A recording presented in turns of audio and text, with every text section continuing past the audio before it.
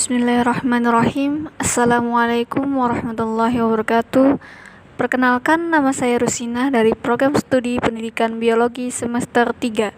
Di sini saya akan menjelaskan tentang peranan sumber belajar dalam proses pembelajaran.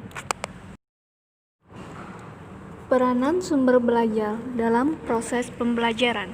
Sumber belajar mempunyai peranan yang sangat erat dengan pembelajaran yang dilakukan. Adapun peranan tersebut dalam pembelajaran adalah sebagai berikut. 1. Peranan sumber belajar dalam pembelajaran individual. Pola komunikasi dalam pembelajaran individual sangat dipengaruhi oleh peranan sumber belajar yang dimanfaatkan dalam proses belajar. Titik berat pembelajaran individual adalah pada peserta didik, sedangkan guru mempunyai peranan sebagai penunjang atau fasilitator. Dalam pembelajaran individual, terdapat 3 pendekatan yang berbeda, yaitu 1. Frontline Teaching Method. Dalam pendekatan ini, guru berperan menunjukkan sumber belajar yang perlu dipelajari.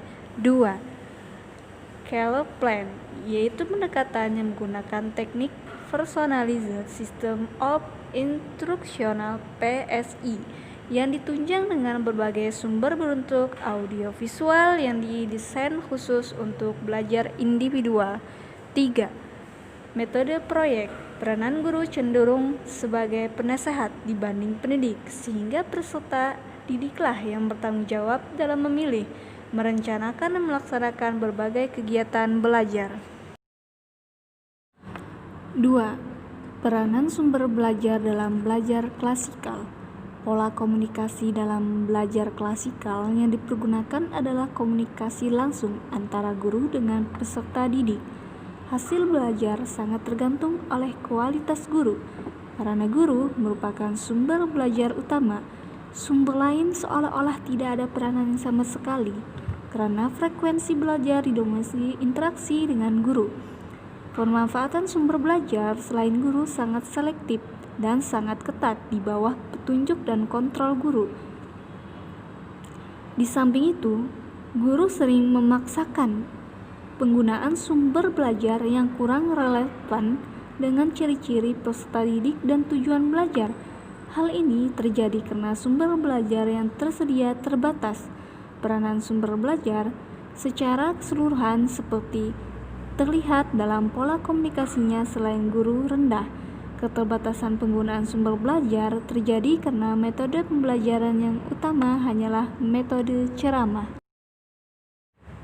Menurut Percival and Ellington 1984, bahwa perhatian yang penuh dalam belajar dengan metode ceramah, attention span-nya makin lama makin menurun drastis.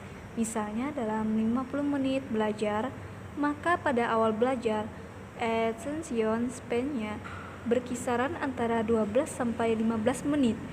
Kemudian makin mendekati akhir, pelajaran turun menjadi 3 sampai 5 menit. 3. Peranan sumber belajar dalam belajar kelompok. Pola komunikasi dalam belajar kelompok. Menurut Derek Rauwentzer dalam bukunya Educational Technology in Curriculum Development 1982, menyajikan 2 pola komunikasi yang secara umum ditetapkan dalam belajar, yaitu pola A. Buzz session, diskusi singkat, adalah kemampuan yang diperoleh peserta didik untuk didiskusikan singkat sambil jalan.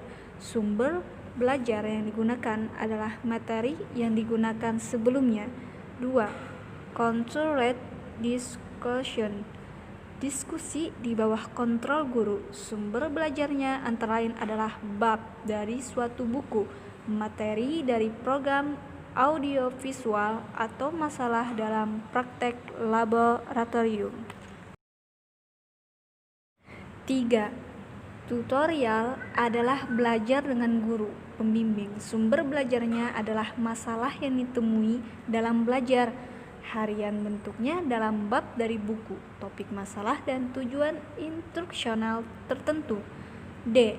Team project. Team project adalah suatu pendekatan kerjasama antara anggota kelompok dengan cara mengenai suatu proyek oleh tim.